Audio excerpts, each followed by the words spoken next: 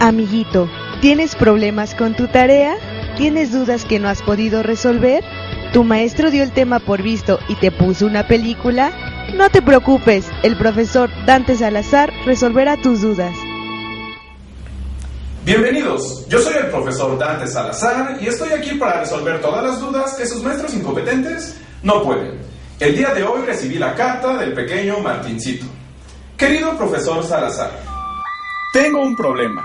Sé que la historia de nuestro país es importante, pero cada vez que alguien menciona a los aztecas y esas cosas, simplemente pierdo el conocimiento. Y entonces, en la antigua Tenochtitlán, el Calmeca, que era la escuela de los nobles, y el Tepochcali era la escuela de... Y no solo en la escuela. Niños, nos veremos en la sala del posclásico tardío teotihuacano. Juntémonos para presenciar el descenso de la serpiente emplumada. Próxima estación, Tezosomoc. La próxima semana tengo un examen de la conquista de México y me preocupa mi situación. Por favor, ayúdeme. Atentamente, Martincito. Verás, Martincito, no te preocupes. Muchos sufren el mismo mal. Es lo que algunos especialistas denominan como la narcolepsia azteca. La narcolepsia azteca y tú. Desde la creación del INAH y los libros de texto gratuito, la formación educativa respecto a la historia de Mesoamérica ha desencadenado una epidemia entre los estudiantes conocida como la narcolepsia azteca. Estudios recientes han demostrado que la combinación descontextualizada de murales de Diego Rivera, poemas de Octavio Paz, lecturas obligatorias del Popol Vuh, nombres terminados con itl, atl y derivados, más las bajas frecuencias generadas por las flautitas prehispánicas en documentales de museo, desatan una violenta reacción química en el cerebro. Ante la amenaza, el cuerpo humano ha creado un ingenioso mecanismo de defensa. Para evitar el daño, el cerebro se apaga inmediatamente y se reinicia minutos después, purgando toda la información prehispánica en el proceso. ¿No es el cerebro algo maravilloso? Y usted se preguntará, ¿existe una cura? Y la respuesta es... no. Pero es tratable. Pero no culpes a la historia en sí, pues verás, la conquista es algo más que vasijas y flautitas en una vitrina polvosa. En el siglo XVI, tras el descubrimiento de América, España se convirtió en la más grande potencia mundial. Los nuevos territorios prometían riquezas inimaginables, así que los españoles comenzaron a enviar tropas para consolidar su poder en América. ¿Ya ves? No es tan aburrido como parece, pero por si acaso vengo preparado. En aquellos días, los españoles escribieron el Edicto de 1513, prácticamente un documento que justificaba la invasión española. El edicto era leído a las comunidades indígenas como lo marcaba la ley. Y como todos ustedes sois salvajes y no conocéis a Dios, vamos a quedarnos con sus casas. ¿Todos de acuerdo? Tomaremos eso como un sí. Bien, muchachos, quémenlo todo.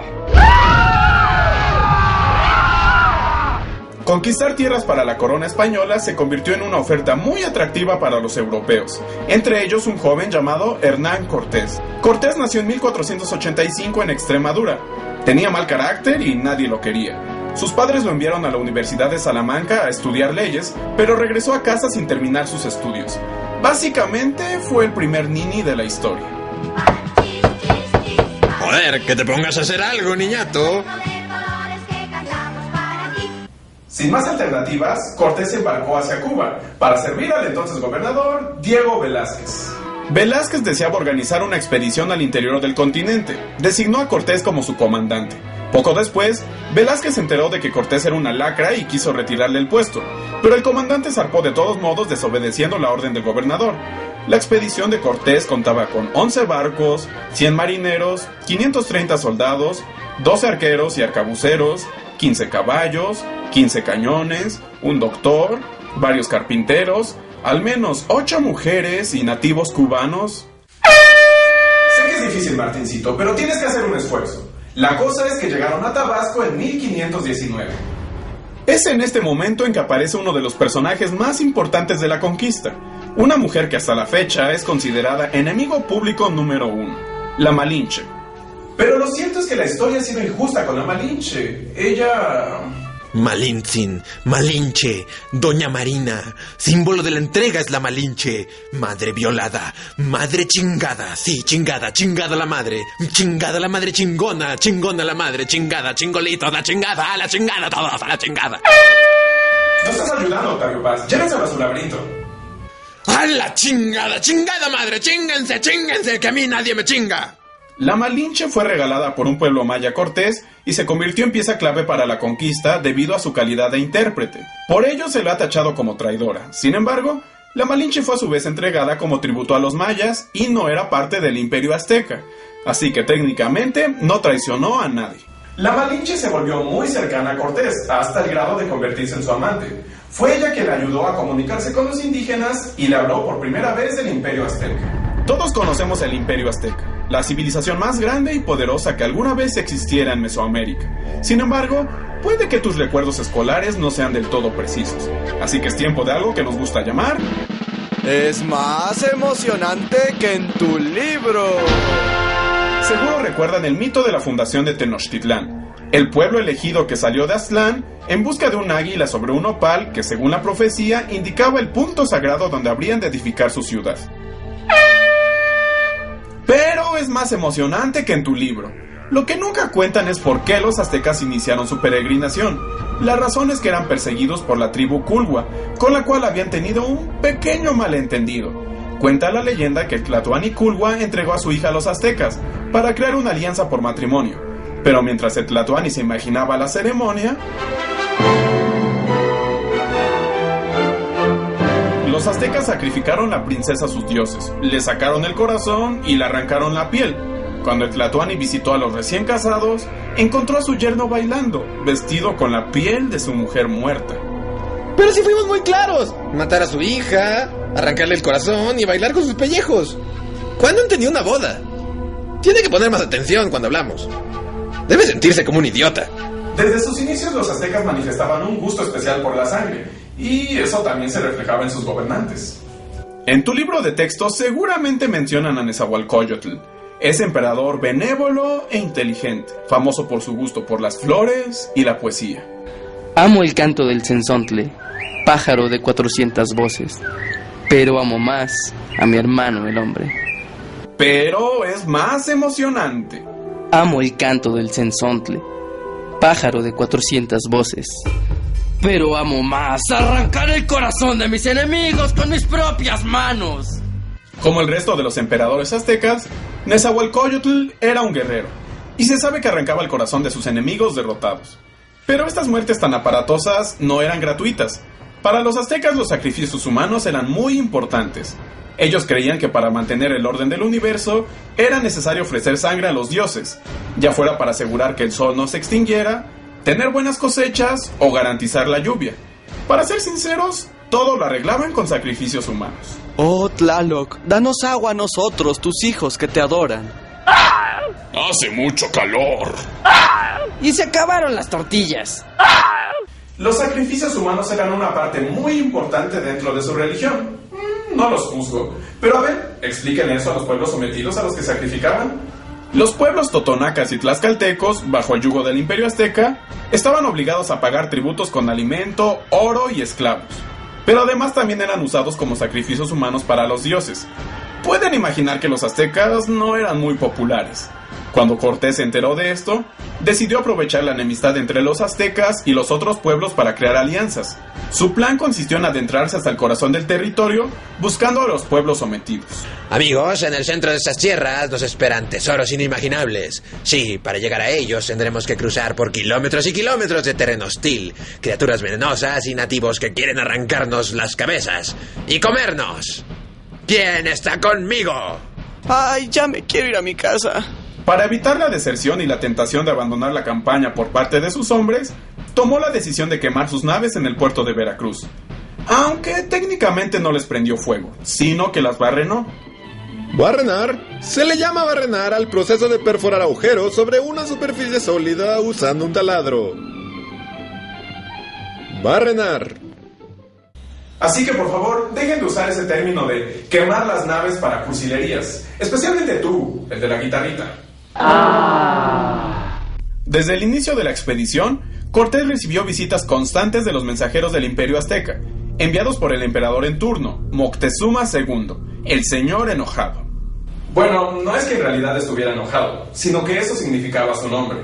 Moctezuma Xocoyotzin, hijo de Axayacatl e Izelcoatzin, hija de Nezahualcóyotl. Fue el gobernante que... Ok, lo siento, Martincito. Vamos al grano. Muchos años antes de la llegada de los españoles, los aztecas habían profetizado el regreso de su dios Quetzalcóatl, en la forma de un hombre barbado de piel clara que llegaría del mar. La llegada de Cortés parecía cumplir la profecía, y eso tenía muy nervioso a Moctezuma. Cada vez que escucho su nombre tiemblo. Traemos noticias de Cortés. ¿Ves? A ver, ¿otra vez? ¿Cortés? Emperador, recibí sus flores. Es usted muy cortés. Fueran dioses o no, Moctezuma quería evitar que Cortés llegara a Tenochtitlán. Su plan para disuadirlo quizá no fue el mejor de todos. Denles carretadas de oro, seguro eso los ahuyentará. ¿Y no tendrán más oro? ¡Claro! ¡Tenemos toneladas! Ídolos de oro, la ciudad entera está llena de oro. No tienen ni idea lo difícil que es no encontrar oro en Tenochtitlan. Hasta nuestros dientes son de oro. Oh, es que nosotros necesitamos mucho del oro. Tenemos una enfermedad del corazón que solo se cura con oro. Sí.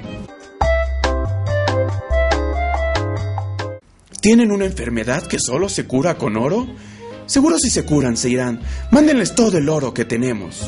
Ahora más motivados que nunca, la expedición siguió su camino rumbo a la capital del imperio. En su camino, Cortés se enfrentó a la primera resistencia de nativos, los tlaxcaltecas, uno de los pueblos sometidos del imperio. Se enfrentaron en varias batallas con los españoles, pero estos últimos los derrotaron debido a la superioridad de sus armas. Fue entonces que los tlaxcaltecas vieron en los extranjeros la posibilidad de liberarse del yugo azteca. Se aliaron con Cortés creando el ejército que llevaría a la caída del imperio. Resiste, Martincito, ya falta poco. Ni tampoco. Bueno, ya falta menos. Antes de llegar a Tenochtitlán, los españoles hicieron una parada en Cholula, la segunda ciudad más grande del imperio azteca, donde ocurrió una de las matanzas más cruentas de la historia nacional. Ahora, es en este punto en que empieza a haber múltiples versiones de los hechos. La historia es ambigua y nadie sabe realmente qué fue lo que pasó. Pero, para darle gusto a todos, hemos decidido presentar todas las versiones. ¡Cuchicutzil! ¡Los aztecas planean asesinarnos mientras dormimos! ¿Qué te hace pensar eso, mujer? ¡Pues solo míralos! ¡Queremos matarlos! Oh, habrá que matarlos primero.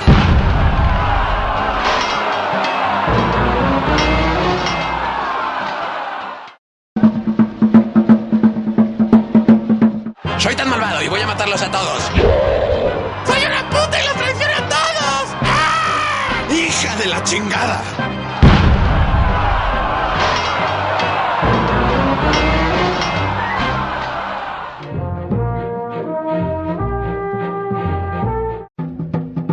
Oh, señor de Cholula, qué bonita ciudad tiene aquí. Y tan tranquilo todo. Sí, aquí todos somos amigos. ¡Ja, ja, ja! ¡Qué lindo! ¿Me sirve un poquito más de chocolate?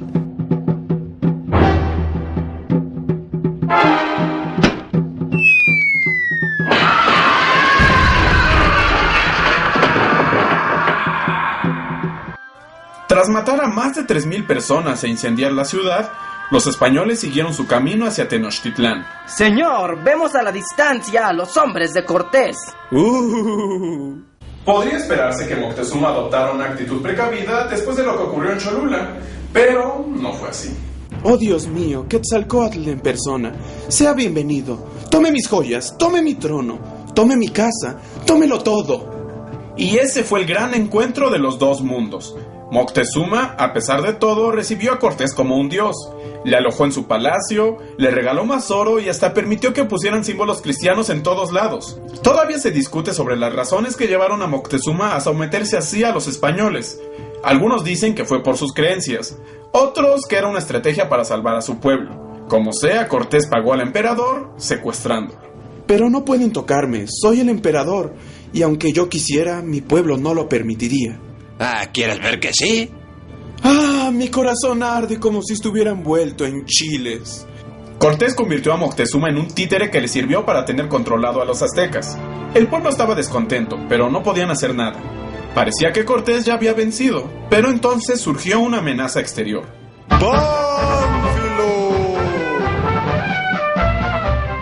Pánfilo de Narváez fue enviado por el gobernador de Cuba para arrestar a Cortés por haber iniciado la expedición sin permiso alguno.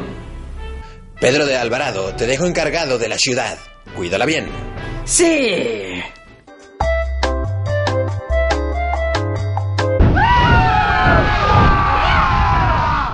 Cortés derrotó a Pánfilo de Narváez tras una emboscada, y con la promesa de riquezas, incluso unió a sus enemigos a su ejército. Pero cuando regresó a Tenochtitlán, encontró un caos absoluto. En ausencia de Cortés, Pedro de Alvarado efectuó una masacre durante una celebración indígena, a la que se le conoce como la Matanza del Templo Mayor. Una vez más, las versiones de lo que ocurrió varían.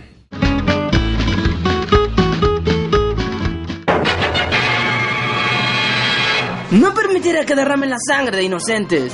No cuando Pedro de Alvarado está a cargo de la ciudad. Hay que eliminar a los impíos.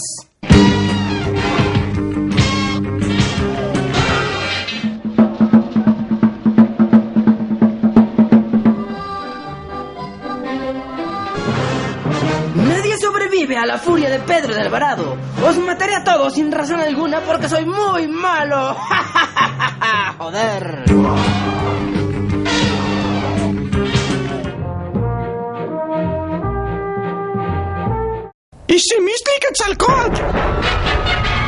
Joder, pero si es una viborota.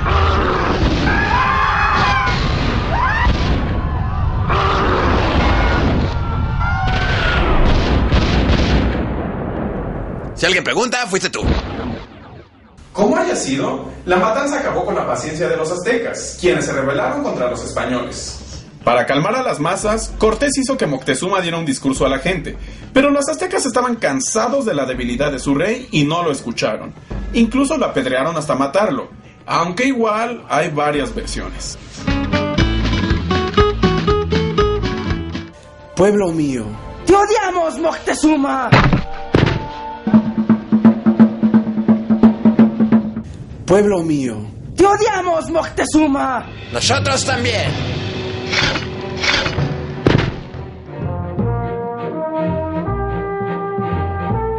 Pueblo mío. ¡Te odiamos, Moctezuma! Nosotros también.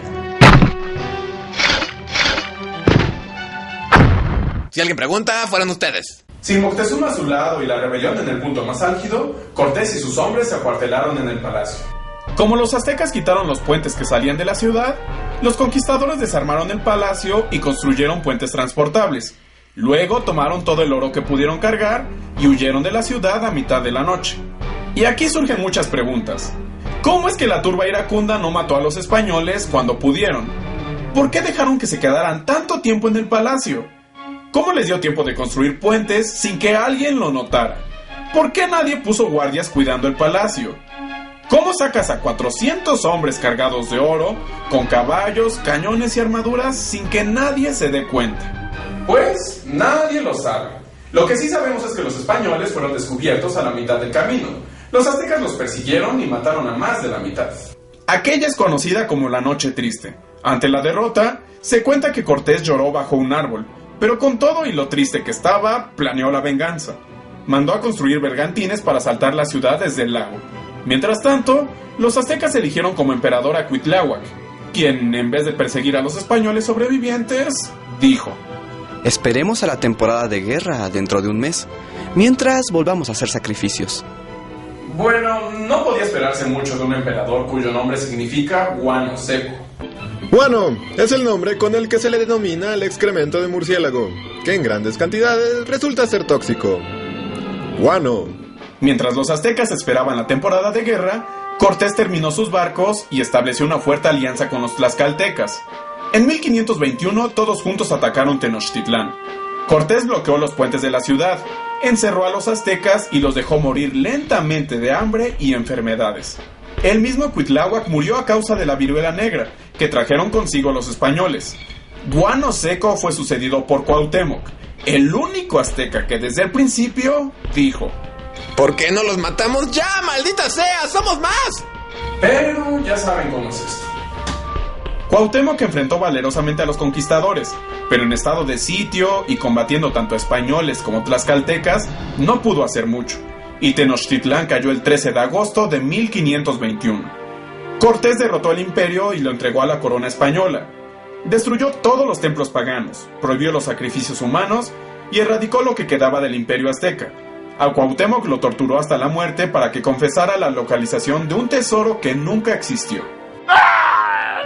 ¿Lo ves? No fue tan difícil. La falta de información sobre este periodo histórico lo ha convertido en algo muy ambiguo. Esto fue aprovechado para crear un pasado mitificado donde los indígenas fueron víctimas de malvados españoles. Pero la verdad es que la historia es mucho más compleja. Simplemente se trató del enfrentamiento de dos mundos muy diferentes en su desarrollo e ideologías, y cuya mezcla única dio origen a lo que los mexicanos somos hoy en día. Así que Martincito, suerte con tu examen. Y si todo falla, recuerda que siempre puedes llevar contigo una de estas.